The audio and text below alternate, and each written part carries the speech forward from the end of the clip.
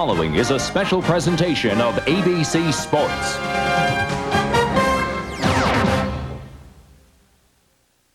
Wait on me. Gentlemen, start your engines.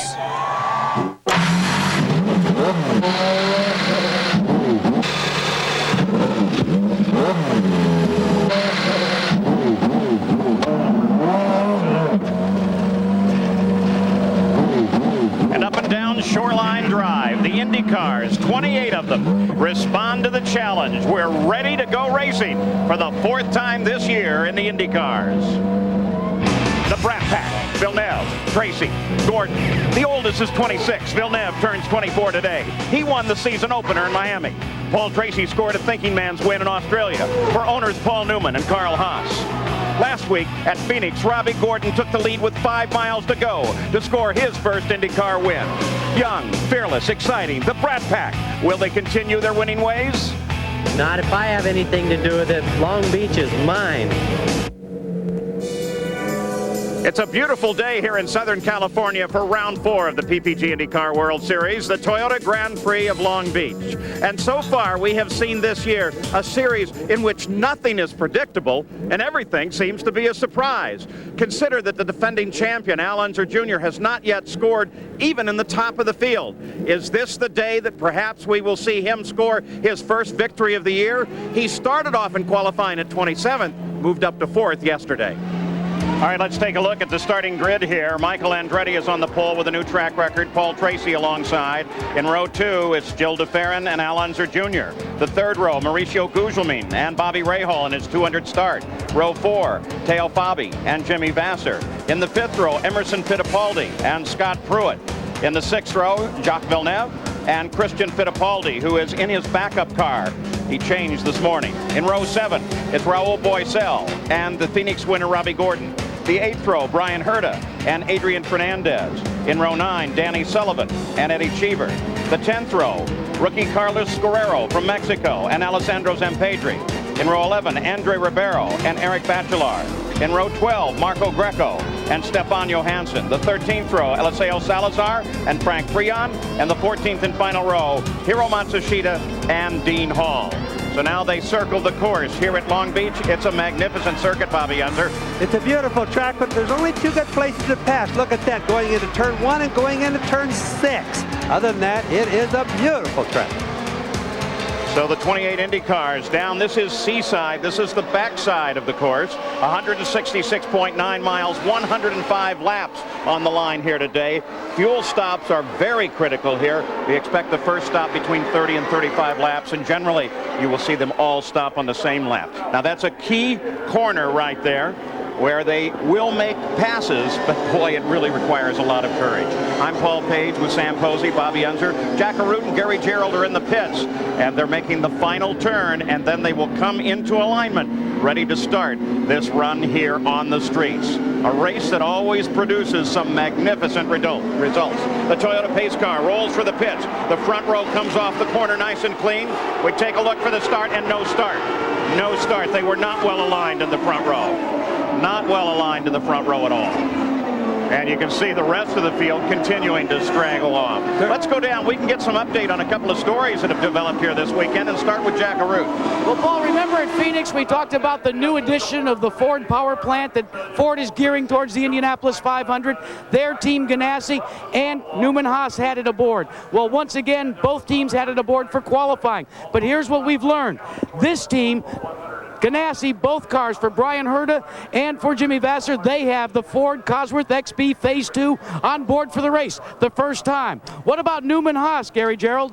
Well, for both drivers that start in the front row, Paul Tracy and Michael Andretti, they used it in practice, they used it to qualify, but they did not have it in the cars for the warm-up session this morning, and there was a problem for Michael Andretti. It proved to be in the plenum, the upper part of the engine. Consequently, they had to make an engine change. Your pole sitter now shaking it down for the very first time as he goes around on this first lap under yellow. Paul? You know, Paul, that isn't really a good sign. Nobody likes to change an engine without trying it out before the race starts. But that's going to have to happen. And, of course, that's what the competition is hoping for, that they can beat Michael on account of not having his engine in. Michael Andretti. You see the onboard camera shot. as he gets everybody aligned. Let's see if we can see a green this time. We do. Here we go. And boy, they're 4 wide already. Rest of the field comes off nice and single file. And look at DeFerrin. DeFerrin's going to challenge Michael Andretti in the first corner. Tracy comes to the outside. Al Unser Jr. closes up. It looks like they touch.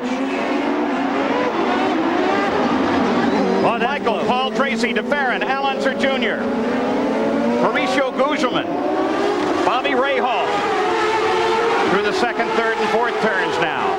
Coming back up to top speed. The incredible thing is they're running right now exactly as they qualified, but that first turn was one of the wildest scrambles we've seen this year. We always know the contest, Sam, is going to be going into the first turn. It's awfully easy to pass at the start as opposed to on the track right here. Well, DeFerrin, as Paul pointed out, has qualified highest of all the rookie drivers for each of the races, and boy, he really put his nose in just then. Off of the tight hairpin, the tightest part of the race course. The conclusion of lap number 1, and Michael Andretti owns it. Paul Tracy is chasing. You ride with him. Slamming down through the gears now on the brakes. Tracy leads the point championship, but it's Michael Andretti who's really been the fastest through the season. Teo Fabi makes a move, getting around Bobby Rahal for 6th place. You watch from Rahal's car. That's Teo just ahead. Now that was a pass going into turn 1. Everybody keep watching here throughout the entire race. Turn 1 and turn 6 is where most of the passing is going to happen. There's Mauricio Gugelmin. This is the back straightaway going into turn 6 now. Bobby Rahal trying to catch back up to Teo Fabi. Here's the place right here in turn 6. That's where we'll see some more passing today. Back 2 left-hand turns, spin you around onto the final hairpin turn, and then back onto the straight.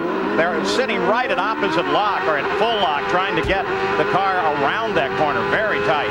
Gugelmin started 5th, Fabi in 7th, so Fabi is really on the attack at this point. You see him just ahead of Rahal's car there. He's pulled away that much in just 1 lap. Let's go back up to the front of the field. Michael Andretti. You can see the interval as we look down from the blimp. That's Paul Tracy in second. DeFerrin has dropped back just a bit. But the 2 Newman Haas cars seem to be equally matched here. There's Seaside. And they're 2 of the hardest charges there are. Watch them as you go down the straightaway. They're virtually the same engines, the same cars, just different paint jobs. Remember, they are teammates. It's odd that they had that problem at the start because they have been extremely cooperative on the racetrack, Michael Andretti and Paul Tracy have so far this year. See how the field compresses as they come around the hairpin and onto the pit straight, the main stretch here. There's the start-finish line. Let's go on board Paul Tracy's car right now. Look at that. Blowback from Michael's car. Is oil? What do you think, Bobby? Well, you know, there's nothing abnormal right now. Everybody should be taking it just a little bit easy right now. But remember, everybody was hoping, again, talking about the engines, that Michael and Paul Tracy don't have the new Ford engines and they're the XB2. But by the same token, we do have them in the Ganassi cars. Now, everybody was thinking the leader right here, Michael Andretti, was going to slow down because of this. Right now, it doesn't look like it, though. This has really been the story of the season so far, hasn't it, Paul and Bobby? Michael out front, Paul Tracy, of all people, driving a canny and strategic race. Kind of the reverse of what you might have expected before the season started. And Michael Andretti with some terrible luck this year. 3 poles has yet to score his victory. You can see 1st through 4th right together there, and there is the battle for 3rd as Al Unser Jr. moving up on Gil DeFerrin. Remember, Al Unser Jr., master of late braking here. There it is right there. Whoa, be careful. Wow. Wow. Runners, and did he hit the wall? Yes, he did. Now they touched. DeFerrin. Boy, that's... Wow. It's hard to pass here. We said it was, and you can just see by that. That was determination from both of them. Don't give in.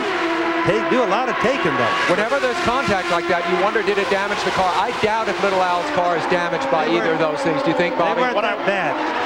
What I wonder there is whether or not Little Al brushed him back. Now, it looked like something came off the wall. Might have just been a piece of paper from the side. Oh, no, he hit the wall. It straightened the car out. That's the bad part, though. If anything is going to hurt, the front end hitting right there isn't hurting anything. But the right rear against the wall, that's what he's got to worry about. Wouldn't even readjust the toe in on the wheel a little bit. That would bother him if it did. Boy, DeFerrin just got a little taste of what has made Al Unser Jr. the preeminent driver here at Long Beach. 5 victories for that man. Yeah, And he always does his passing, Paul and Sam, going into turn 1, if you remember. Yep, that's true. But the question we're going to have to be asking in the Penske pit is, did that little confrontation end up with some sort of change to the front end of Little Al's car? It was a car that he said wasn't handling all that good to begin with. Jack Arute, what's the story? Well, Paul, let's update you. Al Unser Jr. radioed in to Richard Buck and to Roger Penske as to what happened in that pass. He said, we slapped wheels. He says, not to be concerned. Everything seems to be riding A-OK right now. You know, as bad as he was looking at the front end, because he kind of had a hunch it was going to be touching up there, he might not even have known that he touched the wall with his rear tire, Paul. Mauricio Gugelmin, you saw him there, really locked him up as he came into the corner off of Seaside, making that right-hander. And it lost the position for him. Rahal was able to get around. Al Unser Jr. runs in 3rd place. The big question mark here today. Can he score yet another victory? He knows this track better than any other man.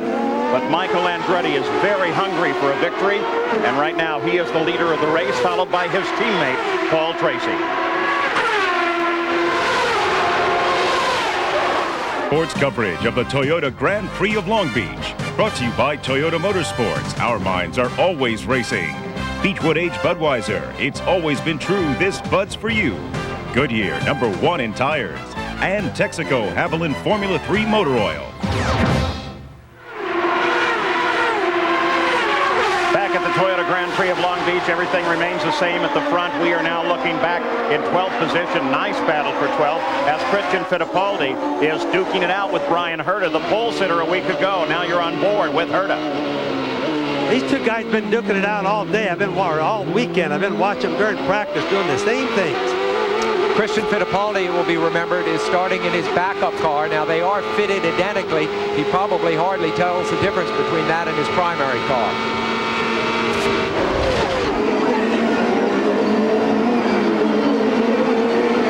Down into turn 1, Herta moves out, takes advantage of the wider approach into the corner. Robbie Gordon's just behind him and closing in.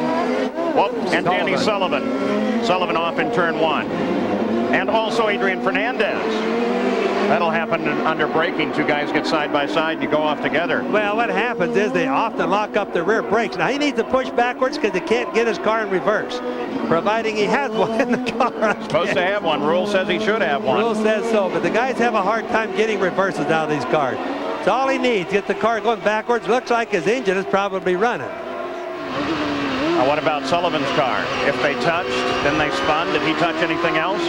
Nothing obvious in the right front suspension, but that's all we can see. He's driving it like it's in good shape. Here's what happened.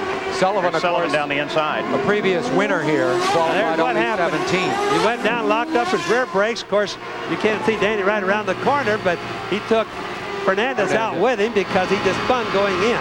But Fernandez didn't hit anything, so if he can get going again, he'll be okay. Waving yellow. You see from Sullivan's car the waving yellow that signals that I guess that Fernandez is now going okay. Let's go to Jack Arute.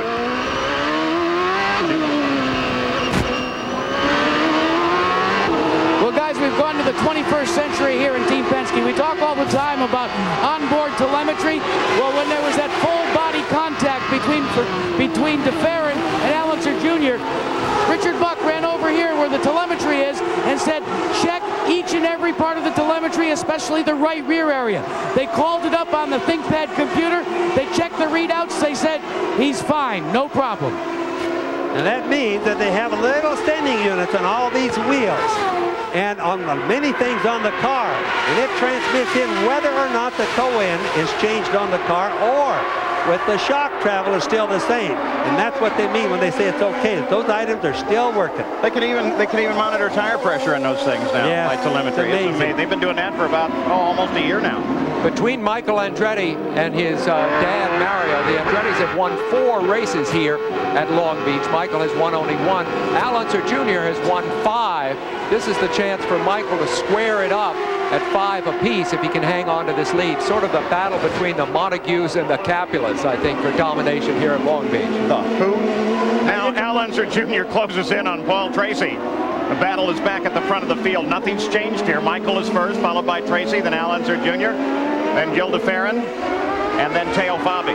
It's obvious that Tracy is he might want to give Michael some breathing room, but he has now come under pressure from Al Jr., and this is a real battle for the lead. You can watch little Al. When he starts faking the passes on somebody, he's on the prowl. That means that he's trying to get him worried a little bit.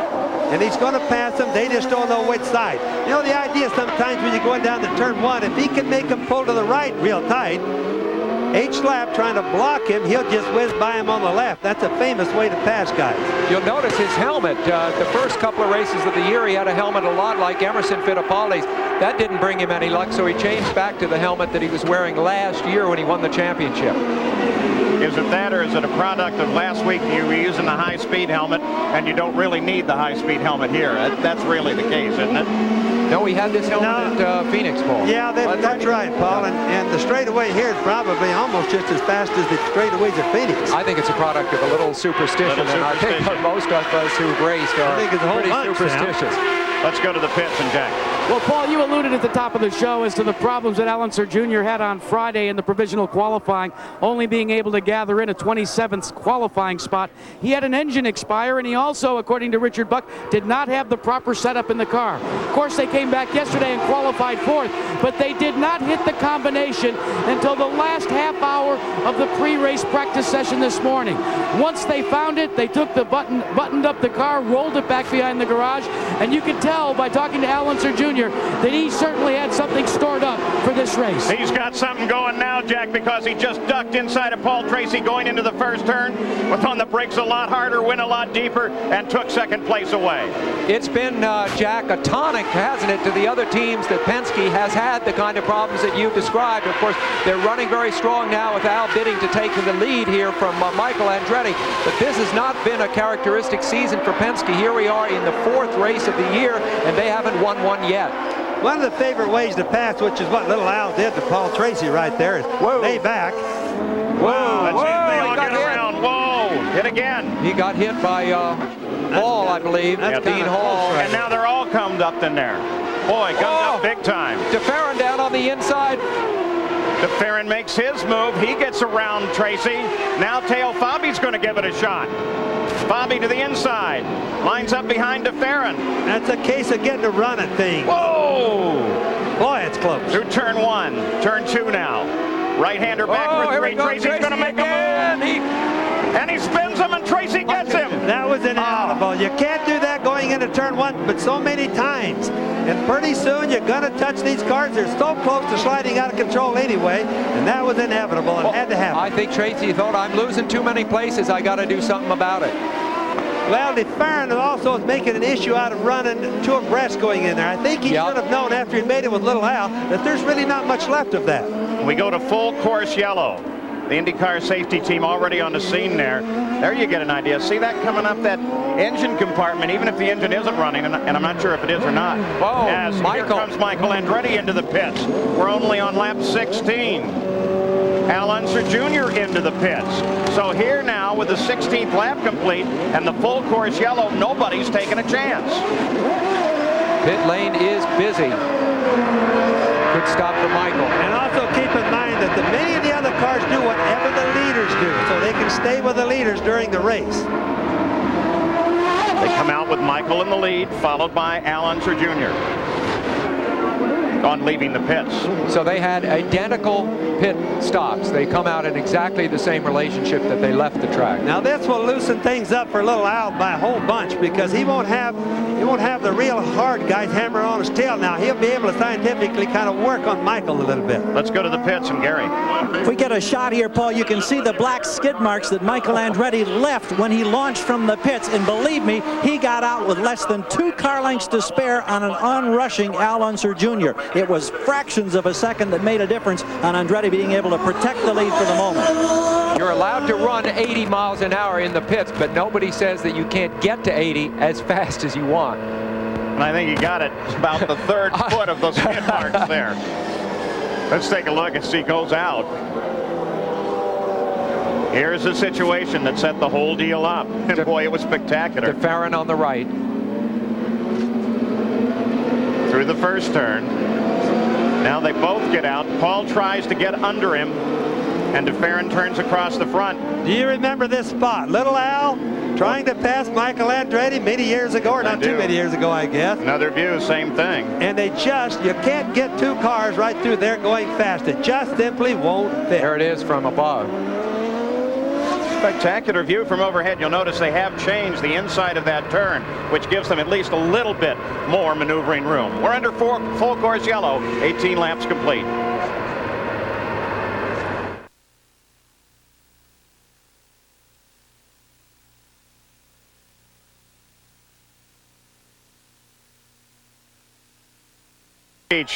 The crowd from Brazil, over 100 of them, they're right across from Christian Fittipaldi's pit and showing some exuberance for their favorite driver, though it's hard to choose. There are so many Brazilians racing in the series right now. And if you think that that's enthusiasm here in the United States, you should see how many people are watching in Brazil. This thing is so international. It's just fantastic. We give you the rundown after 18 laps. We are under a full course caution as a result of the confrontation with DeFerrin and Paul Tracy as they try to get those cars unstuck. It didn't look like such a hard hit that they wouldn't be able to get both cars back into the action once they get them unstuck from one another. Yeah, but they've already lost too much valuable time. And also keep in mind, what's going on here? Having a traffic jam. Obviously a traffic jam. Because that hairpin is so hard to get through. Of course, every weekend here at the Toyota Grand Prix of Long Beach, it's not just this race, it's a whole weekend of racing, including the Toyota Celebrity Race. Here's Sam Posey. One of the highlights of the Long Beach weekend is the Toyota Pro Celebrity Race. It's fun and it's for charity. Alfonso Ribeiro, Fresh Prince of Bel-Air, does his imitations. 2-2 in the front. I see you in 2 and 2. He won it last year. He's hoping to win it again. Anthony Edwards of ER, Grant Show of Melrose Place, the singer Vince Neil, Cameron Diaz of The Mask, Matt LeBlanc of Friends. They were all here and the fans loved it. You should have seen the crowd down at the Toyota Celebrity Pits. A visit to sometime actor Danny Sullivan. Grant Show jumped in Gugelman's car to see what it was like. And then it was time to go. They would drive identical Toyota Celica GT liftbacks. They'd had some practice, but as you will see, not quite enough. At the start, in the yellow car, Ribeiro made a move down the inside and moved up into 4th place. You see him here on the left.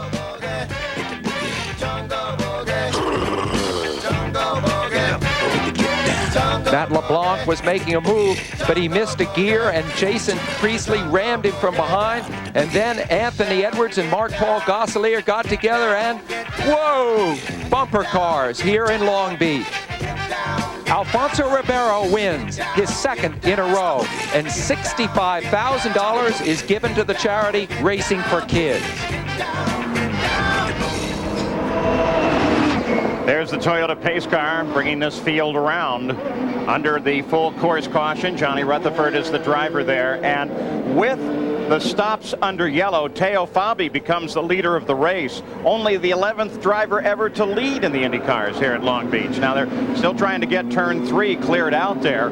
We had problems for Andre Ribeiro, who was stopped on the course, and also Raul Boesel had a problem. We'll check on both of those. Okay, just keep in mind, Paul, that Fabi and Pruitt, who are shown leading Michael Andretti and Little Al, didn't stop during the pit stop. So that's the reason they're in the front right now. They're 1 pit stop short. Let's go to the pits and Jack. Well, Bobby, what you're talking about pit stops, the radio conversation up and down pit road since the drop of the green flag has indeed been concerned with fuel consumption. The first team to really make a move has been Emerson Fittipaldi's team. They have determined that on lap 60, they will make their next stop. And they've told their driver that it's critical that he comes in on lap 60. Meanwhile, the team behind me, Bryan Herta, they've been notified by officials that when the green is dispensed once again, Herta will be brought in for a stop-and-go penalty once again for a pit exit violation. He rolled over a tire. Let's update you on the condition of Raul Boesel's car. They reported in that the car just stopped. They seem to think it may be a black box problem. The black box is the ignition unit. Shades of last week. Now tonight, starting at 7, 6 Central Time, one of the greatest films of all time returns to ABC. Cecil B. DeMille's The Ten Commandments, starring Charlton Heston as Moses. The ABC Sunday night movie tonight at a special time, 7, 6 Central.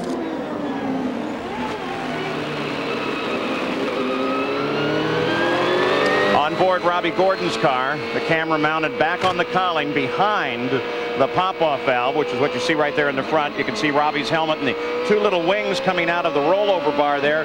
Those are the antenna and the onboard camera for the cockpit view. All right, you see right now the view from the wing or just behind the roll bar in Robbie Gordon's car. Now look at the little camera to the right of his helmet there. Let's jump down and take a look at that view. Look at that. That's down a second look from his car. And I might say that the Derek Walker team has sprouted cameras on this car the last 18 months or so for us and have given us some of the best views we've ever had, including a great pass that Robbie made at Indy last year. Robbie Gordon, you ride with him, runs in 20th position. That was Eddie Cheever driving for the legendary A.J. Foyt just ahead of him. Let's go down to the pits once again. Pat Patrick, who is the owner of that 20 car of Scott Pruitt. Pat, your ball club, your racing team right here has made a decision now to stay out and to gamble a little bit. How big of a gamble is it? Well, we're not sure how big of a gamble it is. If we get another yellow, we're in good shape. If we don't, we may have to stop on the green. We will have to stop on the green. You had to make a motor change after the warm-up this session. Obviously, it looks like everything's working well. It's going quite well, thank you. The tires are performing very well. Scott's doing a good job. We're very happy. Okay, that's the word from Pat Patrick, Paul. Well, they stay full course yellow. I think there was a hesitation there from Pat because he heard the engines come up and thought they might be going green, but it's going to be another lap of yellow. Yeah, and you know, I just want to remark on Pat Patrick's decision to leave him out, or his team's decision to leave Scott Pruitt out. I think it's a bad decision, Paul. Whenever you can stop under the yellow, you don't lose anything, or you shouldn't. Whenever you stop under the green, you're obviously going to lose an awful lot. So I question their deal. They're still in the same lap. They're just barely ahead of the leaders, Michael, Little Al, and they're going to get past most likely. Bobby, they're looking for a sponsor, though, for that car, and I think sometimes you have to run up front to draw attention to yourself, don't you think? But keep one thing in mind, Sam. Pat Patrick has been racing a long time. He's one of the oldest car owners we have in the business. He knows what's going on. Yeah. All right, we finish this full course yellow. One of the cars out is Paul Tracy. He's with Gary Gerald. Paul, what was the situation and how did you see it from your seat? Well, it's got boxed in traffic and got passed by a couple guys, and I was trying to get by Joe DeFran going into 3, and you know I couldn't give him any more room. He just kept squeezing over, and I was on top of the curbs, and you know you can only fit one car through there, and I was on the inside, and he just pinched over on me. Now, last week you had survived on the mile at Phoenix. You got the championship points lead. Now it's got to be a bitter disappointment because that goes away at least for this week. Well, it does, but you know we got lots of other chances, and Kmart Budweiser car was running good, and we'll come back next week. All right, we're ready to go green. Back to the booth. Well, you bet we are. Green comes out. Teo Fabi leads the field down. A whole line of cars trying to the inside, including Adrian Fernandez, who's not in the battle. But take a look at Michael. Take a look at Al Unser Jr. as they come side by side into the corner. Scott Pruitt protects the inside from second. Al has taken Michael. That has big implications. There's Michael running right behind Al. You know, it's a question when you come down from start like that, who are you going to follow? Some of the cars in front of the slower cars. Michael picks one, Little Al picks another way. You never know what's going to happen. It's like flipping a coin. But that was another instance where Little Al outbraked a major competitor. He obviously sets his car up and his nerves up to make these incredible moves coming down into that first turn. But Sam, that wasn't outbreak of Little Al. That was who you were behind. You know, it was just no different than a gamble on that one. So Al Unser Jr. gets around Michael Andretti. That is a battle for third place. Little Al is there now. The two cars in front of them, Teo Fabi, the leader, and Scott Pruitt in second place, have not stopped. There they are. The cars are lighter because they're running well down on fuel right now. So theoretically, these two can be a little faster. Yes, weight makes so much difference on road circuits. You go from such slow corners to such fast speeds, and it's all an acceleration race. So weight makes all the difference in the world. Brian Herta just completed his stop-and-go penalty for brushing that tire. Remember the great story about Pruitt, who back in 1988 took his life savings of $70,000, bought himself a ride here in Long Beach, and as they say, the rest is history because he broke into the big time with that one move. Of course, he's running these new Firestone tires here, and this is the highest we've seen him run in a race so far this year. I couldn't be happier to see him linked up now with Pat Patrick. If there was a deserving driver in the series, and there are many, I think you really have to point to this guy. Suffered serious injuries in a test in his Indy car. That's Carlos Ribeiro, who's done extremely well this year, this race in his maiden voyage in an Indy car. He had little problems in his warm-up session this morning. He went down and spun out going into turn 6. But before he did that, he was the second quickest car at that time. Race summary at the conclusion of 25 laps. Average speed is down, of course. We've had 2 cautions, one on the start, and then one when Paul Tracy and Gil DeFerrin got together. Now keep in mind, you see these 1, 2, and 3. Little Al's the third car in line there. Fabi, Pruitt, and Little Al there. Now he's not trying really hard to pass right now. He's heavier on fuel like you mentioned, Paul, but he also realizes for all practical purposes these 2 guys are down a lap. Also tactically, what would be the theory, Bobby? If I'm sitting there with a full car, do I want to drive hard or do I want to try and save those tires? Would it make a difference? Well, saving the tires, you know, I've been watching during the practice deals. I think all the tires are working good. I know that I checked all the temperatures on the Firestones because I'm so used to the Goodyear tires, and they're running very cool here. So I don't think anybody, or for sure Scott Pruitt, is going to be able to hurt the Firestone tires. No, he says they run very consistently. So now Al Unser Jr. trying to move on second place Scott Pruitt. Of course, both the first and second place cars should be about 8 laps away from their first scheduled stop of the day. They've obtained these positions because they stayed out during the yellow flag. So the round continues here in Long Beach. We'll be back after this message and a word from our ABC stations.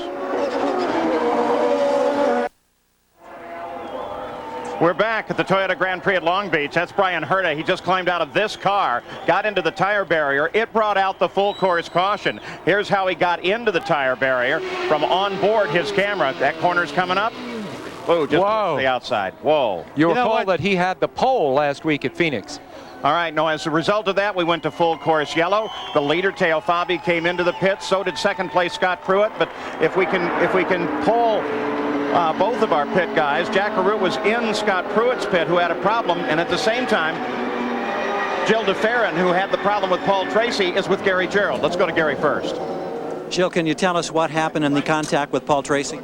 Oh, it was a shame first what happened. I passed Paul on the traffic situation here coming out of the hairpin, and he tried to get back to me on a very tight part of the circuit, and really there wasn't enough room for the 2 of us. As I saw it, it was a risky maneuver, but it was a shame, really. We were running well, and I was hopeful for a top 6 finish. I was just biding my time and trying to protect my position.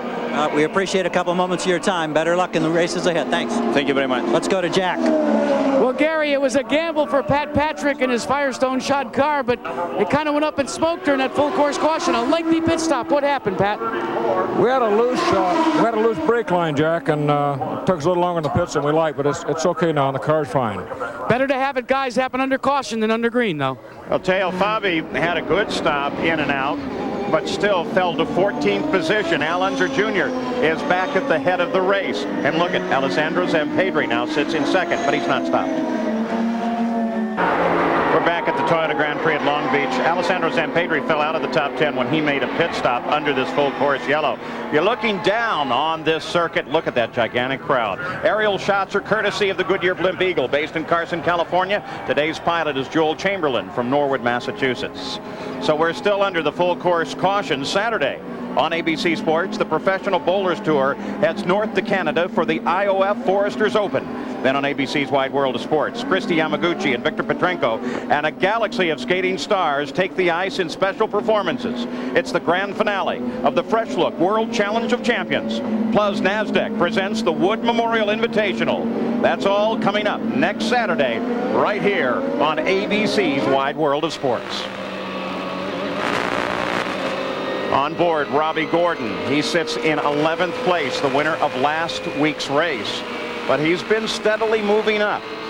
There's the breakdown. Almost half this race has been run under the yellow. 3 different yellow periods. This morning I came out of my room where we stay here at the hotel, and I got a tap on my shoulder. Somebody ran by me on down the hall. It was Robbie Gordon, 7 o'clock in the morning, bursting with energy. And I said, well, what are your prospects in the race? I mean, we know that he won, of course, last week at Phoenix.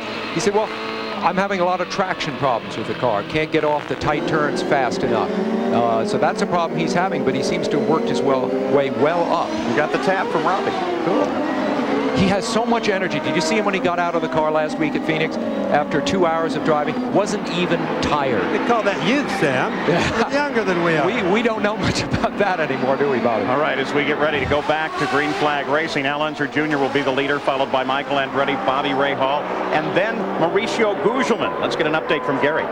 Just an interesting sidelight regarding the PacWest cars. Gugelmin and Danny Sullivan. They're both Renard chassis, but they're running a last year Lola rear wing. It's a little less downforce. This is a low downforce street circuit, but that's an unusual combination. The Renard chassis, but a Lola rear wing on both of those cars. The better straightaway speeds as we're getting ready. And the green flag comes out. Lap 33, we're back to racing.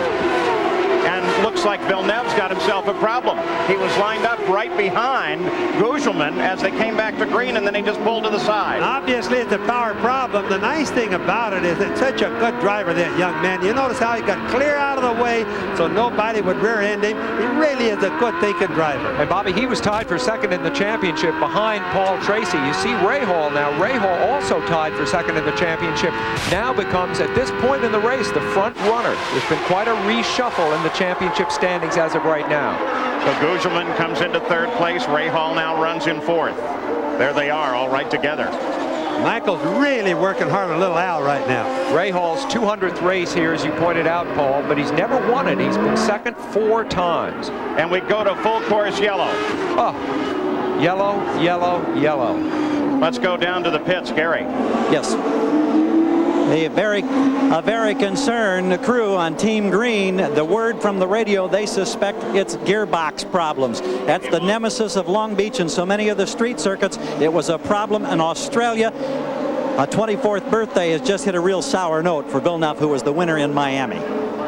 He sits in a very precarious position, and that's the reason for the yellow. I bet he's real glad to see it. Oh, for sure. But one of the things we have to remember about the transmissions, we tell everybody they have transmission problems. It's because they build them real light today, Paul. So here are the top of the field after 35 laps. Al Unser Jr. is looking very strong. Will he be the king of the beach again? They'll see. Back at the Toyota Grand Prix of Long Beach, a record number of yellows now. We're in our 4th, and while they get Jacques Villeneuve off the track. The old record was 3 in '93. Now, driver Mauricio Gugelmin, he's gotten off to a really strong start in this year. Currently 5th in the point standings. He is one of the most personable drivers on the circuit. He's glad to be racing in the Indy cars and proud to be a Brazilian. Oi, eu sou Maurício Gugelmin. My dream at go-kart days was actually to be able to sit in an Indy car or Formula 1 car, not to drive one. I mean, you're gonna laugh about this, but Emerson was my biggest hero. I was only 10 when I first saw Emerson racing, and now he considers me the old generation of Brazilian drivers. Don't forget, I did race 5 years in Formula 1. And the funny thing was that he asked to borrow my car. He went to the hotel. He got one ticket and he crashed my car. That's how I met him. I came to Indy cars because of the competition. It's all down to the last lap, and I want the viewers to be on the edge of their seats. I'm working to be one of the best of the Brazilians. I hope Emerson lets me do it. Don't say anything. Mauricio Gugelmin, he's a great guy.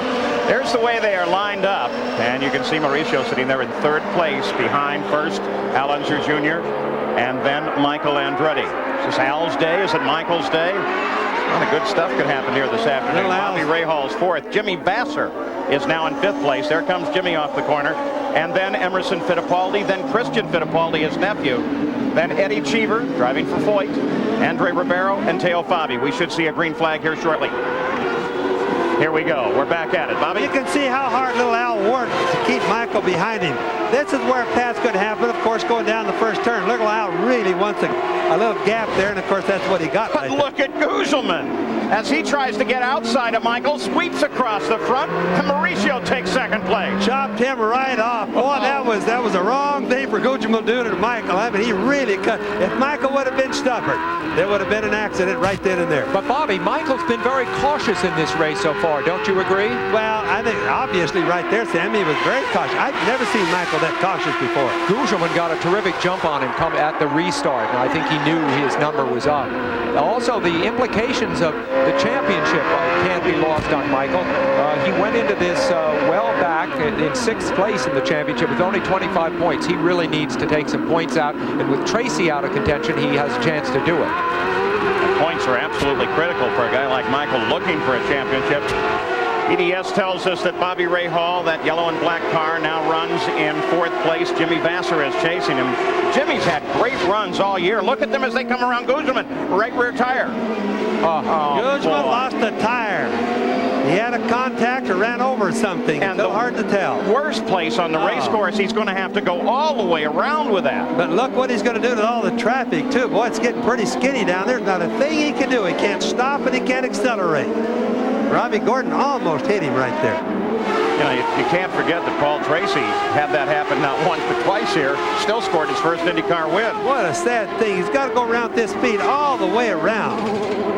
Almost 1.6 miles around this course, and it happened to him just as he was crossing the line. Now the leaders of the race. You see Rahal there in that black and yellow car. Rahal has gone on the wagon for this season. Stopped drinking, lost 15 pounds. And Christian Fittipaldi's gotten around his uncle. I wonder what the field's like on that. Sam, you ought to know about that one. Bobby Rahal, right behind him is Jimmy Vasser. I don't mean to imply that Rahal was a drinker in any way to begin with. I'm just saying he stopped altogether. Vasser now trying to worry Rahal. That battle is for 3rd. Jimmy Vasser, tremendous racing experience. Let's go to Gary Gerould. Problem, of course, on that right rear. It's already off the hub. They're making the change all the way around for Mauricio. Any damage to the car, Gary? I'm looking. I don't see any damage at this point. No, they're waving. There's a problem back there at the right rear. They're still up on the jacks. It looked like it was routine until just the final moments, but they can't get that tire on, so apparently there was some difficulty. Now they've got it on. They're waving him down off the jacks and away he goes. It was just under 30 seconds.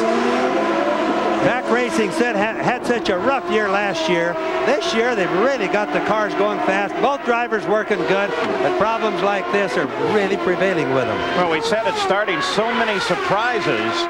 Here's a guy moves into 2nd place, looking so strong once again, looks so great at Miami, and then that happens to him. But not to forget the lessons of Paul Tracy.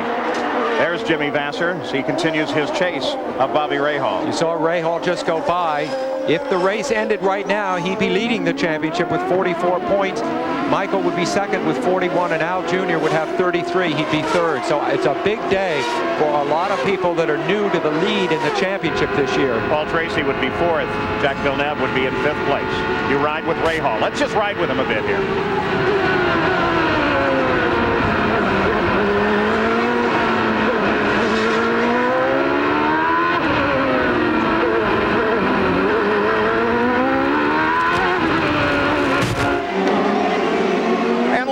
Raul Boesel, left rear. And again, this is in the first corner. He's going through 2 now. So Raul Boesel, who had a bit of a problem earlier and has not really been a contender here, has his left rear go. But is this predictive of something? Well, here's what is probably happening. I doubt that these guys are hitting cars or walls with these flat tires. It's debris on the track. These tires, again, I want to tell everybody, they don't have inner tubes in them, as you can just see. They're a real thin tire. Even a little rock sometimes will puncture a small hole in them. Doesn't make any difference whether it's a Firestone or Goodyear. It's just one of the things that happens with these type of racing tires. They have to be very thin in order to keep the heat down. That's what makes them fast. Quick check with race control. They don't think that there is any debris out there, but obviously they're going to. But wait a minute, what was that bouncing across the track? But you see, let's amend it. Cannot be seen just by eyes that are going around faster. of my cameras as we're looking at them. It just takes a little tiny rock or bolt or a nut. That's all it takes to have a flat, and of course the tire just shreds to pieces, Paul. And what race control does when they run into something like that is they pull the corner stations all around the track. Over 100 volunteers as course marshals here, and they check them. Can you see anything? They're right there, right at the edge, looking on the track. They're very good at it. They are volunteers, but they're every inch professional in the job they do here. They are the very best. I know a lot of those people, and they take their work as serious as the race drivers do. Battle continues on the track between these two, Christian and Emerson Fittipaldi, Jackaroo. And one of the things that's happening, Paul, is Christian Fittipaldi is getting the better of his uncle, and I mean the better in terms of media. Christian sees all of the Brazilian TV and how much attention that they have paid to his uncle. Listen to what Christian is doing this week. He is wired up live to Brazilian TV and giving commentary from inside the cockpit. Looks like a pretty busy day for him. He, of course, is half Emerson's age, exactly, and has a tremendous future. He's tremendously popular. Raul Boesel comes in to get that tire replaced, Jack. And Paul, one of the things Bobby Unser alluded to, the fact that there's only 5/30 seconds of rubber on these tires. For the fan at home to try and figure out how much that is, take a quarter, hold it sideways. The width of the quarter is 5/30 seconds. That's thin. Doesn't take much to puncture one of those, Jack. Especially on your quarters, Bobby, because you keep them a long time. I keep my quarters kind of thin. Al Unser Jr. at Long Beach. We have come to know that this is the combination that dominates this race. It's unbelievable to see it happen again because the season had started so badly for little Al. Top 5, Unser Jr. There is Jimmy Vasser. He had a problem. He was running in 4th. Just pulled in and shortcut the course. He must have seen something on board. Gary Gerald? Jacques Villeneuve has made the long walk back from turn 3. I'm assuming it related to the gearbox, Jack. Well, it was the drive shaft or something. Yeah, something in between the engine and the wheel just broke, and we had no more drive. Was it an instant break, or did you have any warning at all? You had to struggle? No, it just broke on the restart out of the hairpin. This is an awful tough way to celebrate a birthday. Yeah, definitely. Thank you so much. Thanks. Happy birthday, Jack. You called that one, though, Bobby. With Herta and Vasser both out of the race, that means that that new Series Ford engine is not getting any test miles today. That's probably a setback for that program. It is, Sam, because that's exactly what they want to do. They don't want to put everybody that's running Fords into the new ones. They just want to develop the engines, and they were running so good. They have such good power bands in them. The guys really like the engines, and I think they're going to come out to be a nice engine for the entire year. By contrast, what we see here is a Mercedes-Benz engine in the Penske car leading a Ford engine in the Newman-Haas car. Yeah, but let's think about that now as we continue to watch that battle at the front of the field between Al Unser Jr. and Michael Andretti. There's little Al. What does that do for us? We know Herta went off into the barrier, but we're not quite sure, and I think it's probably pretty important to find out what happened to Jimmy Vasser, because if it's engine related, does that predict a future? Well, doesn't have to be that at all. A lot of the guys are having tire problems or flat tires. Sometimes that could be what gets them in. When we see a car go almost straight into the wall like we did, there's a reason for it. The drivers just I'm talking about Jimmy, who just pulled off. Well, we have no idea what his problem was. No, but I don't think it was tires, Paul. I think it was probably, most likely, a transmission. Look at Michael gaining a little Al right through here. Battle at the front of the field begins to warm up. Michael Andretti doing everything he can to chase him down. It was a victory at Long Beach here that launched Al's championship initiative last year. It was his first win of the year, and the same thing was true back in 1990 when he won the championship. So don't think for a minute that because Al Unser has not had a good start to the season that he is not a contender for the championship. Little Al comes off of that hairpin so strong, but Michael catches him at the end. Let's go pit side and Jack. Well, Paul, let's head into speculation on the condition of Jimmy Vasser and why he pulled off. A fuel alarm went off in the cockpit of the car, and he shut the engine down. So that's the problem. Now, let me update you on when the next series of pit stops should occur. Should come in, as we told you, Fittipaldi dead on the mark at lap 60. Now it's been moved to lap 61 to 63 for the front runners. We're watching those front runners. Al Unser Jr., then Michael Andretti. Third place is Bobby Rahal, then Christian Fittipaldi, then Emerson, and Eddie Cheever runs in 6th place. Just did a little checking on little Al. He's not slowing down. Michael is speeding up. I just used my stopwatch, Paul. So Michael's putting the pressure on him, and he's really, really doing it. Now look at Little Al. He's trying to speed up. Michael's already on the prowl, trying to give him a pass there. At sixth-place car, Eddie Cheever started 18th in this field, now running 6th. We continue to watch the lead. In many ways, of course, these are the two great young drivers in the business. Both of them Americans, both from great racing families. And it's rare that we see them race wheel to wheel as they are now. This is classic stuff. I just like listening to the motors here. Let's just do that.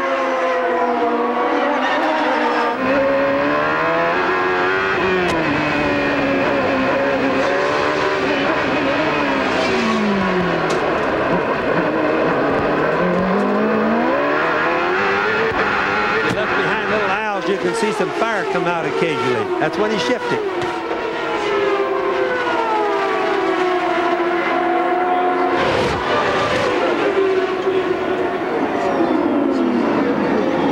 Up and inside Hiro Matsushita, who wisely gets out of the way.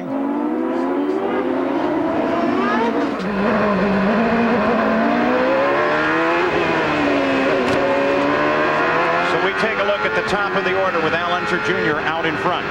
We'll be back after this message and a word from our ABC stations. We're back approaching the halfway point in the Toyota Grand Prix of Long Beach. You ride with one of the young guns that we talked about at the start of the show. He is, of course, Robbie Gordon, but he's back in 7th place, the winner of the last race. He has some distance to make up. In fact, of all of those, Paul Tracy is out of the race. Jacques Villeneuve is out of the race. This is the only one of the 3 we mentioned at starting who is still there. And the guy who said, I'm the king of the beach, Al Unser Jr. runs at the front of the field. Now, we had a yellow flag on the start because of the poor alignment. And then after we got going, it was Paul Tracy and Michael Andretti, as we're watching Michael now, who battled it out. And then Tracy got together with Gilles de Ferran and took both of them out and brought out a full course yellow. Now, the leaders of the race came in at that point. Some cars stayed out, most notably that of Teo Fabi and Scott Pruitt. As we continue to watch this hot battle, Michael Andretti, let's watch him because he's tucked in there. Let's see where he's going. Will he come out of the corner ahead? Michael locks the brakes going into the corner. Al Unser Jr. takes the corner, and a very costly mistake for Michael. Well, that was, you know, that I just can't understand Michael doing that. It's not like him to do that. He really had Little Al past, the 3rd car being involved there. There's Dean Hall on the left. There's Michael on the outside. Locks up the rear brakes. In order to keep him spinning, he drove it straight in. But he really had his brake balance pretty good because he started locking up all 4 of them, Paul. Well, Michael back under power now, but boy, he lost with that one. He didn't have to go that deep. He just undersold. He knows Little Al drives awfully deep, like Sam said a little while ago. And I think he just overdid it just a bit on account of that. Brought back to 6th place during that. Traditionally, the leader at halfway here at Long Beach has gone on to win 9 of 11 races. And, of course, that leader is this man right here, and he's looking good right now.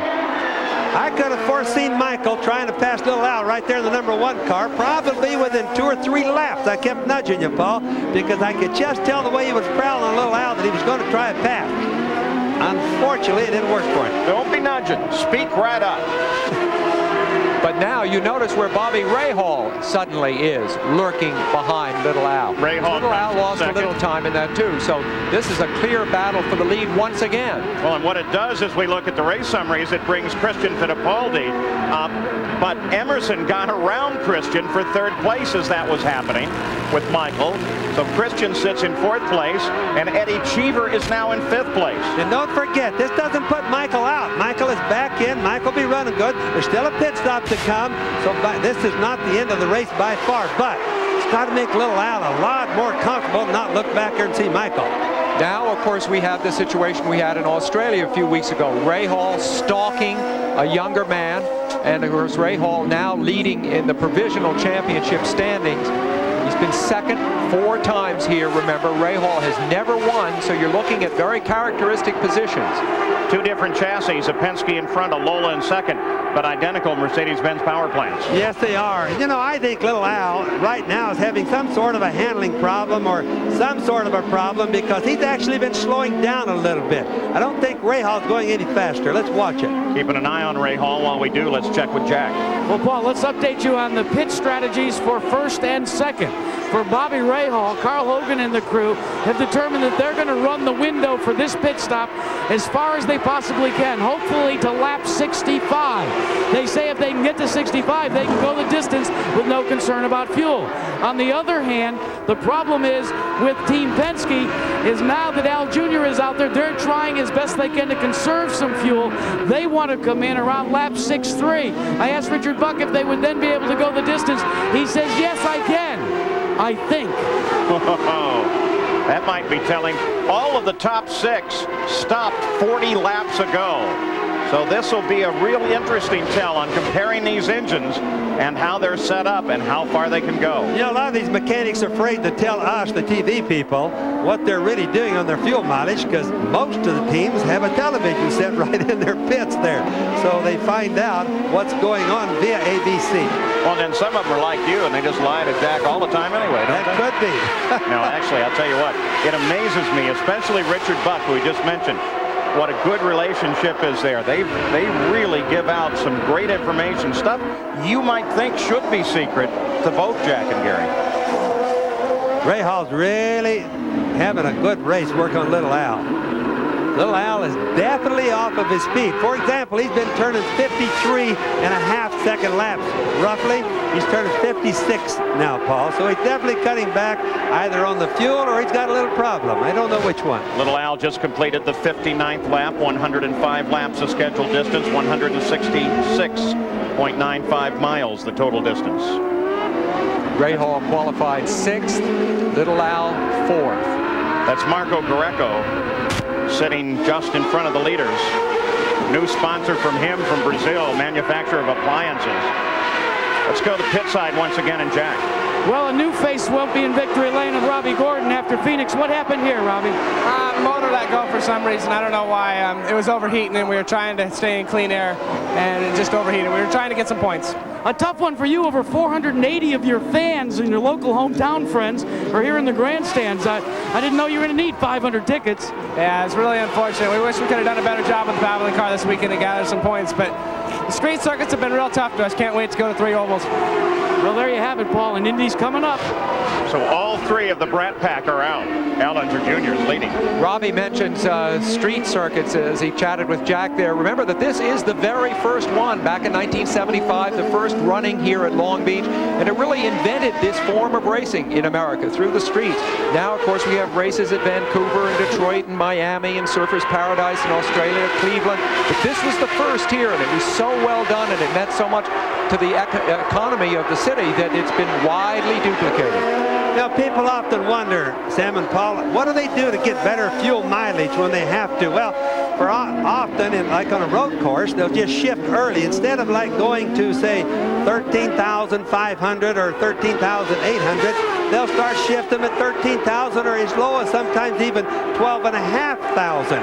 Another thing they can do is they have dials in the car. They can dial them down. They tell them via the radio that to lean it down, and they give it to them by steps.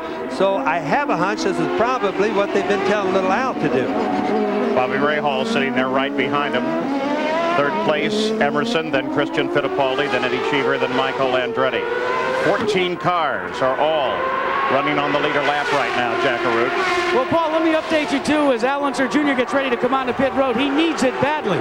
Because of the situation when he was in that hot contest with Michael Andretti, the team feels that he may have abused his tires and used up the right rear. So not only trying to conserve a little fuel, but running out of tires has dropped Little Al off the pace just a bit. But they are on pace, according to them, for their fuel stop, their fuel window, change the tires, and as I said before, they'll go the distance. As Little Al flashes across the line, 45 laps since his last stop. Let's also keep in mind when they talk about the right rear tire, that is the tire that he rubbed the wall with earlier. Rahal, however, at this point is unable to keep any real pressure on. He's shadowing him. There's no reason for Rahal to risk a big pass right now with the stops coming up. He's playing a tactical game. That's Bobby's style, Mr. Consistency all the way. That's right. You rarely see him make a mistake. He's for sure one of the smarter race drivers I've seen in an awful long time. But then again, I mean, that's what makes this such a great matchup. Is Little Al is the dominant force on this track, and you rarely see him make a mistake of any kind here. Remember that Little Al was mired in a battle for last place in qualifying on Friday afternoon. He has never come from so far back on the grid to so far up in a race in his entire career. Remember that though, Sam, it wasn't quite that way because he had a valve spring broken in the engine, so they lost his time on the track from the engine. Oh, I know. But Bobby, it sounded so good. Why'd you tell us that? I don't know. It sounded too good. I had to tell Sam. Christian Fittipaldi is into the pits. It's been 45 laps since his last stop. This might give us an indication of where everything else goes. Driving for Derek Walker. And what they're squirting. Look at the crew. Oh, they like that one. And I thought the football season was over. what they're doing is they're squirting water on it. Water and alcohol mixed really good, prevents the fire from happening. Just to the people that don't know what they squirt on the car when they leave. It's not more fuel for sure.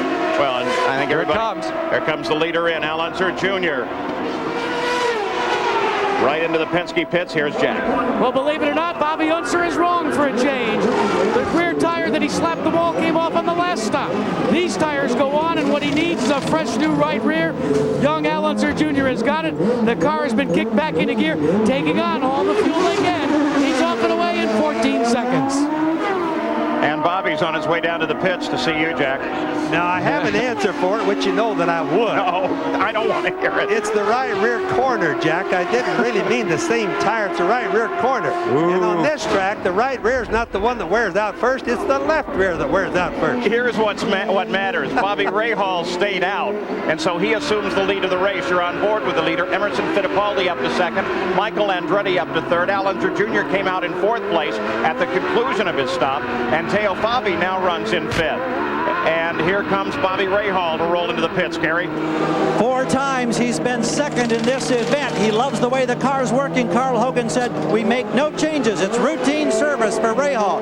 Looking for a victory here. He wants to get to the head of the championship points. He's at 11, 12, 13 seconds, trying to get every bit of fuel. Here he goes, 15.4 on our clocks. Well, I'll tell you what, based on the information we're looking at, and we can look back on the EDS computer, Bobby went 48 laps from his last stop, but we're only at lap 65, so there seems to be no way in the world as we look at Al Unser Jr. closing on Bobby as they come out. Will Bobby hold him off? No, he won't. Little Al's got way too much speed into the corner. Oh, that was a close one, though. I mean, I was really, if Bobby Rahal would have beat Little Al out, he was going to raise the price of poker pretty high there. When you think of all the things that happen in a pit stop, the way the driver has to brake precisely to a stop, the crew has to do its many, many functions, 6 men over the wall, everybody has to get back on the racetrack. Notice that these 2 teams and drivers executed all that in exactly the same amount of time and have resumed their situation on the track. Did you notice how fast that Bobby Rahal took off? It's lucky he didn't have the hose still hooked up. That's Dean Hall in the subway car that separates them right now. By the way, what you can do here, there's a speed limit, 80 miles an hour, as we watch Michael make his stop as the leader of the race. 80 miles an hour while you're in the pits. But after you pass pit 28, all this area here you're looking at, you can throttle up on the pit exit and go as fast as you want. Sports coverage of the Toyota Grand Prix of Long Beach. Brought to you by Target. At Target, you can expect more and pay less. Bosch Platinum, the ultimate spark plug. John Deere, makers of quality lawn and grounds care equipment. Nothing runs like a Deere. And PPG, world leaders in automotive finishes. Sponsor of the PPG IndyCar World Series.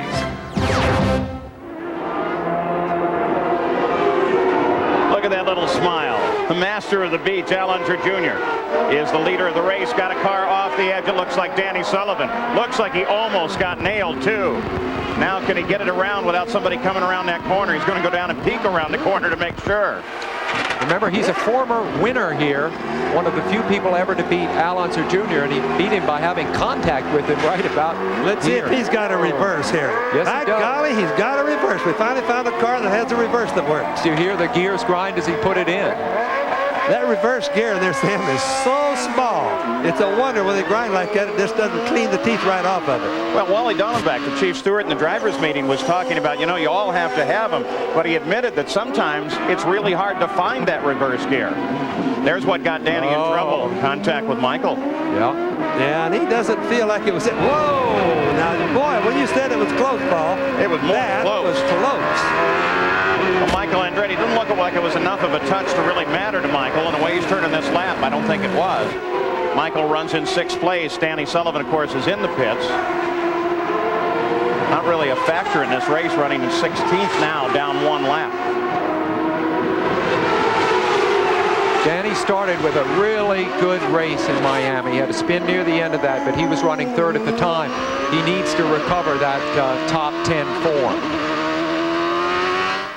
View the same action. Gets down inside, just barely touching. Yeah, you couldn't see what happened. Michael's saying he's not waving his hand because he's mad. He's saying, I'm sorry, because he parked Danny right there in the corner.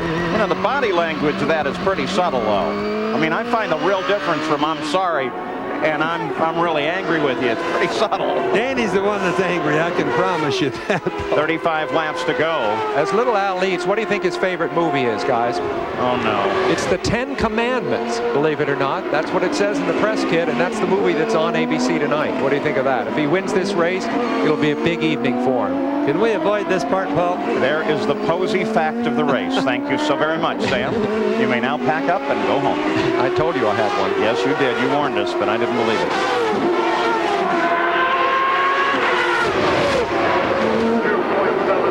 Eddie Cheever drives for AJ.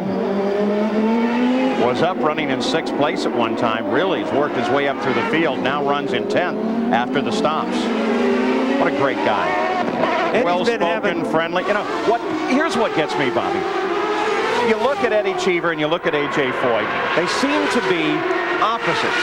Total opposite. Miles apart. And yet both of them are racers and just seem to really get along with one another. Eddie's been having problems. That him there in the Copenhagen car. He's been having problems, but during practice, but he's really been working hard at it. And I think he's a good race driver. You saw him start at 18th up to 10th. I think part of the reason for their good relationship is Eddie is a historian of racing and one of the younger drivers that has the full appreciation for what AJ Foyt really was and is. And I think that respect is the cornerstone of their relationship. You got to remember also on that car that AJ Foyt is the engineer. And they don't have much help to do that. They have a lot of mechanics, they have good mechanics, but Foyt is the boss and he calls the shots. And I think it's more than strange to think that Eddie and Foyt could get along like that too. There you see the 16 car, Stefan Johansson just in front of him. Stefan started 24th. He now runs in 8th place. One of the few men to lead a race this year. He led for 6 laps down in Australia, and one of the great moments in his career. He really hung on to that car down there. The best guess is it's a run to the finish. There's a great story on his helmet. They had some green on Stefan's helmet, those leaves on the side.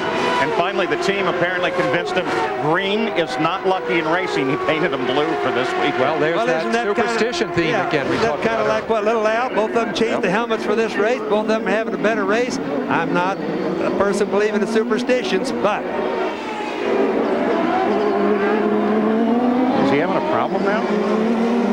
No, apparently not. He gets back into the throttle. Wondered for a second there when Zampedri got around him. Whether Zampedri is just having a really good day. Earlier he was up to 2nd. That was because he hadn't pitted. But the truth is he's been running at least in midfield throughout the day, and he qualified very well. And with that move, Zan Pedri picks up a position and now moves into 8th. Gary Gerald. Scott Pruitt is in. As soon as they complete the change of the tires, they'll pull the fuel hose. This is what they call a short stop. He's off the jacks. The tires are changed. No, they're giving him more fuel. They're giving him the full complement. Now the hose runs empty. He's rolling in 16 seconds. That was not as quick as we'd expected from the crew. Gave him a full tank of fuel. You saw it go up into the vent line there. Yeah, this is the place where Pat Patrick has a lot of experience. He called the shots on this. Him and Jim McGee been together for many years, and they really work good as a team. So 31 laps to go. Here was what made a world of difference in the race as Bobby Rahal was coming out of the pits on the stop, and Al Unser Jr. was charging down the main straightaway, carrying a lot more speed into the corner and sailed right off into the lead of the race and what may well be a win. Back at the Toyota Grand Prix of Long Beach. Great race here. More racing coming Saturday, April 22nd. ABC's Wide World of Sports features an exciting new motorsport event when the NASCAR Super Trucks rumble into Bakersfield, California. And then on Saturday, April 30th, the National Hot Rod Association's fastest dragsters burn rubber in Atlanta at the NHRA Fram Nationals. Both are later this month. Great racing on ABC.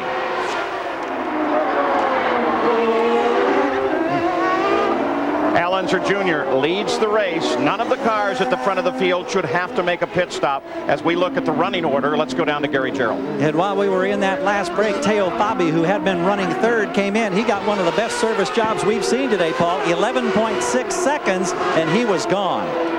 But dropped him to 7th, unfortunately. He was in the top 5. Those were the guys, though, with Fabi and that group that got off a little bit early on. Bobby Rahal. Let's go to Jack Arute.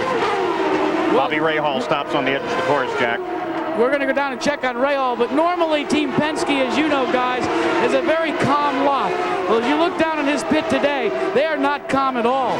In fact, they think that they have gambled on this fuel consumption. They keep saying they can go the distance, but then again, they've also just said to me, hey, it's a lot like playing poker. Sometimes you have to bluff, even if you don't have 3 aces showing. So I'm not really all that certain as to whether they do indeed have the amount to go. And we're caught up with Jim Prescott. Let's see if we can find out from Jim what the report from Bobby Rahal was on his car. Something happened with the gearbox and it just seized up, and that's all. Another gearbox takes another front runner out of this event in Long Beach, Paul. Boy, interesting. Another powertrain problem. Rahal in a precarious position. They have not yet gone full course yellow. You can bet when little Al comes around, sees Rahal sitting there, he's going to be told pretty quick by his crew that it's a transmission problem. It's going to make everybody rethink their positions on the transmission. The transmissions by now have been worked hard all day. And Jack, of course, just to underscore what you said about the Penske fuel issue, remember that just a week ago at Phoenix, they had to pull their lead car out of the race. Emerson Fittipaldi was leading. We go full course yellow for Al Unser Jr.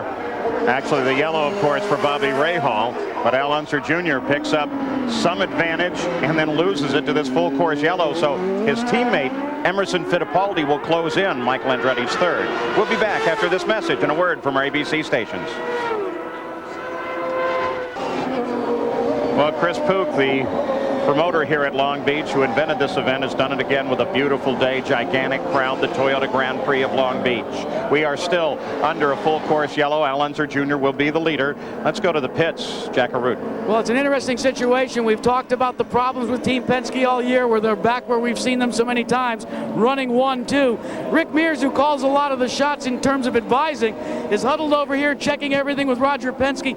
Rick, one of the tough things when you've got a situation under a yellow like this is it aids your fuel consumption, takes you out of the concerns for the finish, but do you bring a guy in, don't you? You know, what's the thought process here?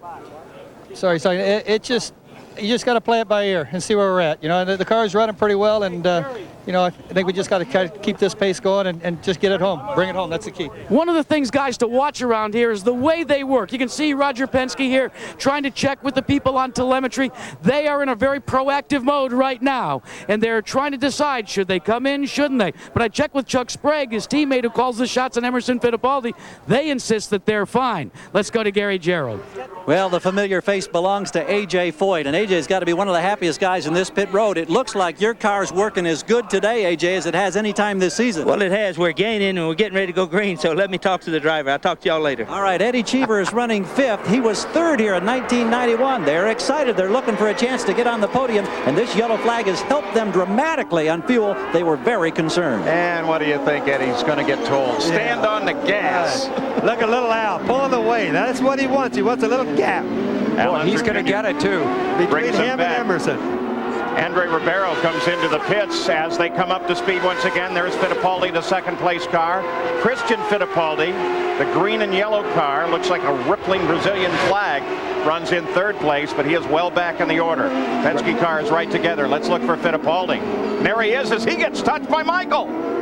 Michael really got rattled by 2 cars there at one time, back and forth. He and Michael are battling for position. The battle is for 3rd. Christian Fittipaldi is in it at this moment. But Michael, of course, has set his sights on catching the 2 Penske cars. That's why he's frustrated that he's so far back of them right now. Whoa, that's a block by Fittipaldi. Now, Fittipaldi is blocking. There's no question about that. Doesn't work. Here's where Michael went off. Late break. He's okay this time. Well, Michael Andretti gets past him and moves into 3rd place. Now where's Eddie Cheever? He should be back there behind Christian somewhere. Michael's really, watch him get a little bit tweaky as he comes off the corner there. He's really trying hard. He took a deep breath. He knows if he has any chance to win this race, he's got to move through this traffic very fast and set up his attack on Emerson and Little Al. Frank Freon, the 64 car there. Renting the ride for the weekend. Bad place for Christian to catch him. Yeah, that was a bad corner there. So Christian is caught up just a little bit. While we're watching this, let's go to Jack Arute. Well, Bobby Rahal, it just seems as if after a great start in the beginning of the season, now these little mechanical gremlins are striking Hogan Racing.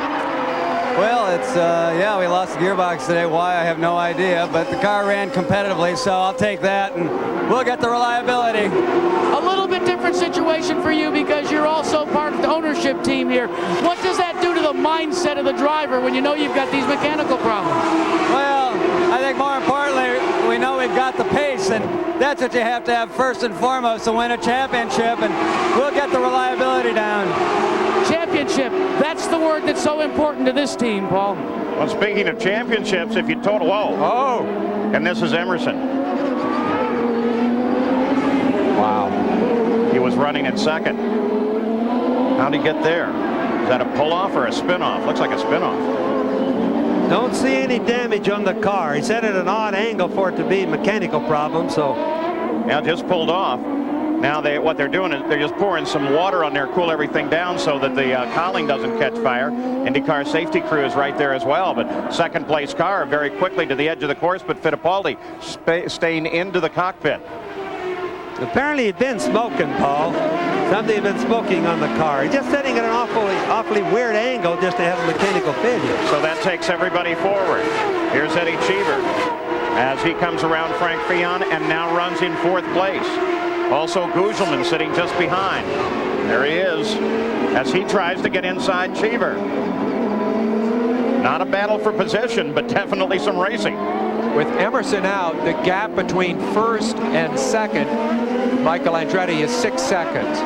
Gugelman runs in 11th. Cheever now runs in 4th. Let's go to Jack. Well, Paul, let's update you on Emerson Fittipaldi. Not a gearbox, not a problem with a header, simply an engine that has expired. Boy, surprising report. I know, we don't hear that very often, especially from the Penske cars. Just the way Jack said it, too. Not a problem with the headers, nothing with the gearbox. 2 things that don't necessarily have manufacturers. We'll be back.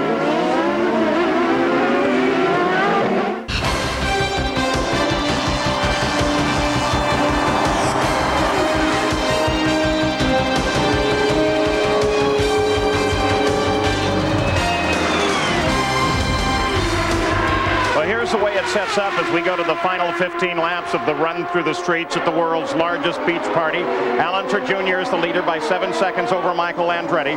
Christian Fittipaldi, when his uncle went out, assumed 3rd place. And the battle right now is just a bit further back. Eddie Cheever runs in 4th place. And the battle is Teo Fabi and Scott Pruitt. There they are. The 33 car of Bobby, the 20 car of Scott Pruitt.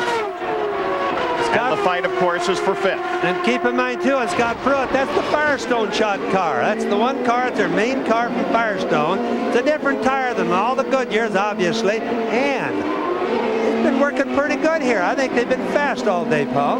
Behind this battle is Stefan Johansson, then Carlos Guerrero, Mauricio Gugelmin, and Eric Bachelard. Let's go to Gary.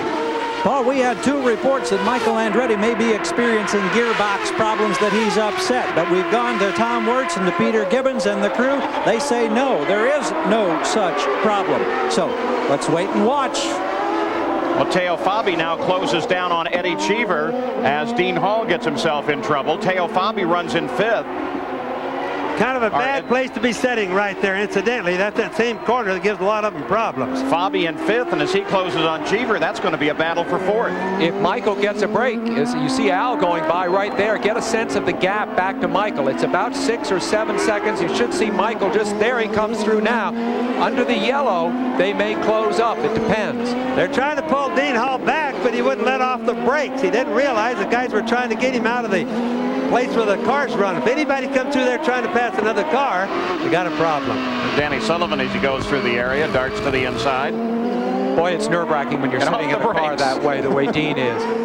What about nerve-wracking for Dean? He's in the car. What about those 3 guys out in the open? It's finally let the brake up so he can get him back there. I'll tell you, you guys praised the course workers earlier, but they are the heart and soul of this sport. Imagine being willing to do what they're doing right now, not me. Exactly. I'd want to be down in that car with all the fire protection and the chassis around me and everything. 92 laps complete. Al Unser Jr., the leader. Michael Andretti. Some report that there may be a gearbox problem there. There comes the leaders through. And now we'll be looking again for Michael coming through behind him. If there is a gearbox problem, the gap has stayed roughly the same. It's now up to 7 and change, so it's actually increasing. Little Al is pulling away slightly. Well, Michael's closed up just a bit there, Sam, so I don't think he's got a transmission problem. He's got a half a second. He got the last lap. Well, Bobby, he was 5 seconds back. He's now 7 seconds back, so the gap is growing a little bit.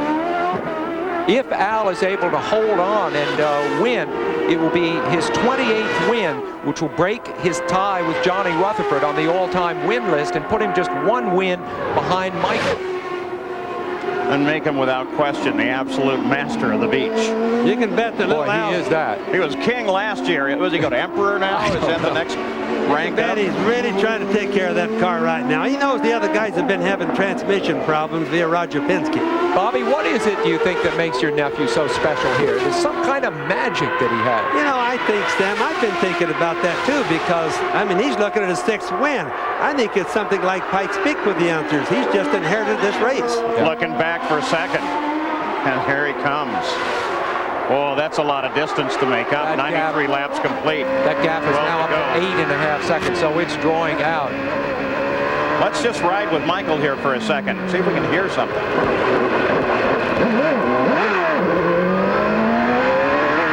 definitely got transmission problems. He's lost the low gear. He had to come off that turn 1 gear too high, which he's slipping the clutch. Now that's a no-no. That's going to mean the clutch may not make it. Bobby, remember we heard that in Australia, and it preceded Michael Andretti crashing out of 2nd place.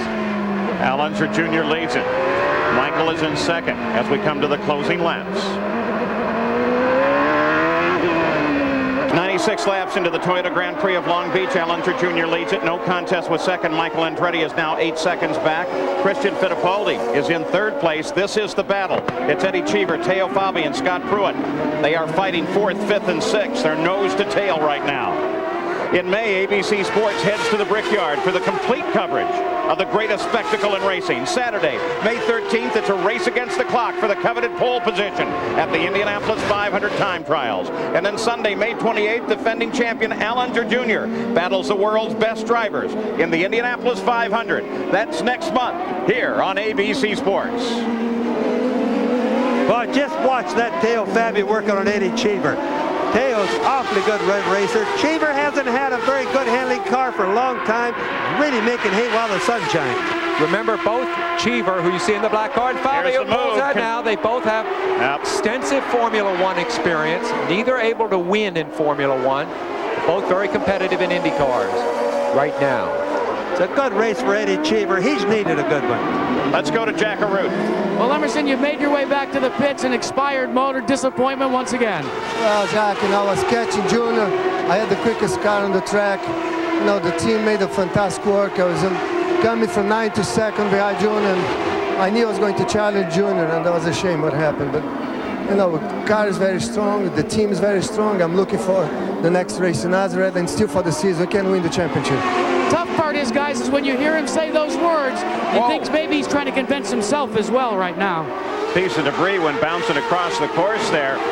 Just as a matter of fact, because the EDS scoring system lets us do stuff like this, not to say Emerson's wrong, but the fastest lap of the race has been turned by Michael Andretti. He turned it on lap 60 at 106.8 miles an hour. Suppose you're Scott Pruitt, the third car in this three-car lineup here. What do you do? You are hoping that Fabi makes an ill-timed move on Cheever, or Cheever cuts Fabi off. There's every chance that that'll happen.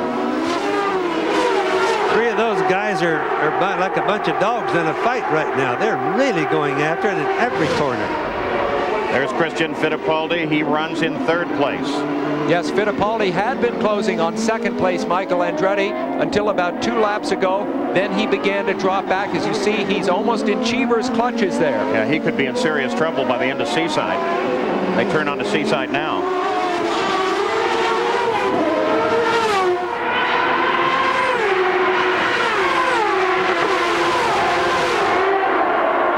See, Fabi pulls over, but he's not close enough to make a pass. He keeps egging Eddie on, though. Eddie Cheever on. Eddie sees him pull over in his mirror. A little hard to see in the mirrors when a guy's directly behind you, but if you pull off the side, the guy definitely sees you.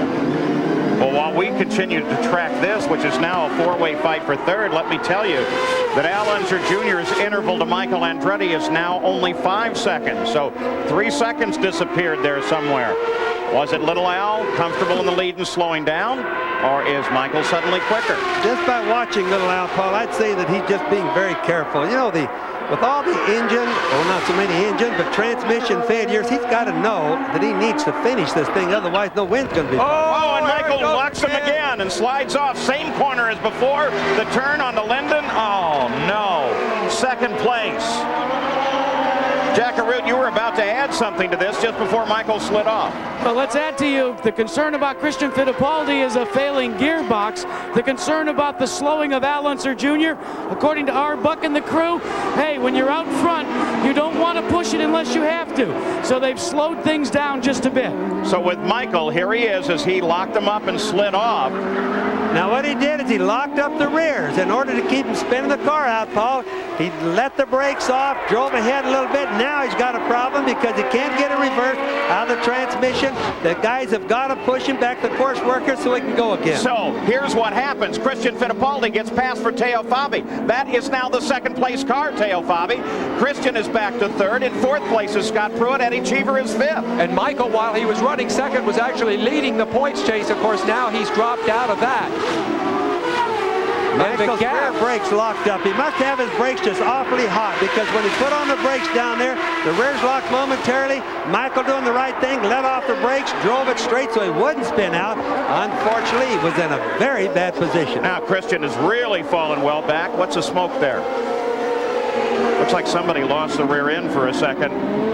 Michael Andretti getting going again is what it was. There's Pruitt is snuck by Cheever. And in doing so, Pruitt runs now in 4th place. He's now the points leader.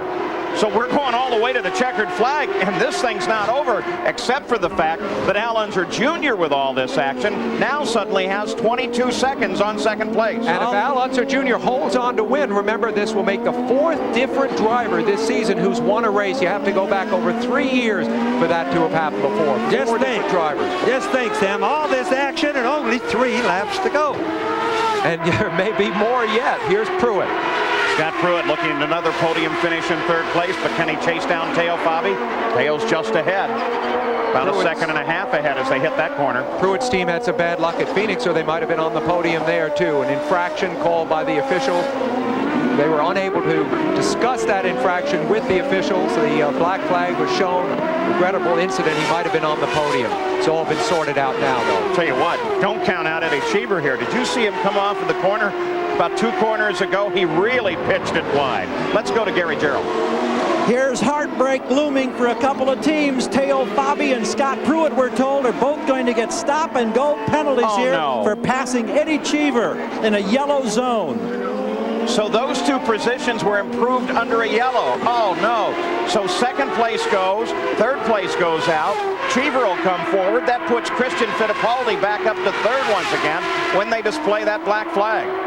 Incredible. 2 black flags for this man, Scott Pruitt, in 2 successive weekends with a major impact on the outcome of the race. Having a massive impact on the outcome. If you think that Pat Patrick isn't going to be chewing nails this time, boy, just watch this. He's still having a controversy over the last race in Phoenix last weekend. Al Unser Jr. crossed the line 22 seconds ahead of second place car as he crossed the line, taking the white flag, indicating the final lap. Teo Fabi acknowledges the black flag, comes into the pits. There is Al Unser Jr., the emperor of the beach, as he makes the final 3 turns. A left, then a right, and the checkered flag will lie ahead. Al Unser Jr. comes onto shoreline. Oh, so careful as Christian Fittipaldi stalls in front of him. That's going to cost Christian Fittipaldi greatly as Al Unser Jr. scores his 6th win at Long Beach and his 28th career win. Al Unser Jr. takes the win, and Penske Racing is looking strong again. We'll be back, hopefully, to talk with the leader right after this. Wednesday. Will Christine have Hayden committed for snoring? Didn't I see you in One Flew Over the Cuckoo's Nest? Coach, Wednesday on ABC. Back in victory lane with Al Unser Jr. Congratulations. Well, thank you very much. I just got to thank the whole Marlboro Team Penske for a wonderful job. I want to say hello to Al and Cody and Shannon at home, and this one's for you guys. Well, Paul, they called him the king. I think you're right. They should call him the emperor of the beach. So Al Unser Jr. takes the win. They did not give us black flag to Scott Pruitt. He finishes unofficially in second. Then Teo Fabi, then Eddie Cheever, then Mauricio Gugelmin. Christian Fittipaldi, who had a podium finish all but locked up because his car fails right at the end of the race, ends up in 14th position. And he climbed out of the car and just sat by the edge of the race course. So Penske Racing, well, they're back in the fight. Al Unser Jr. takes the win here. Next is Nazareth for the Indy cars in 2 weeks. And then, of course, we're off for our great coverage of the Indy 500 here on ABC Sports. Race team is there the whole month of May. So that's the run in the Toyota Grand Prix of Long Beach.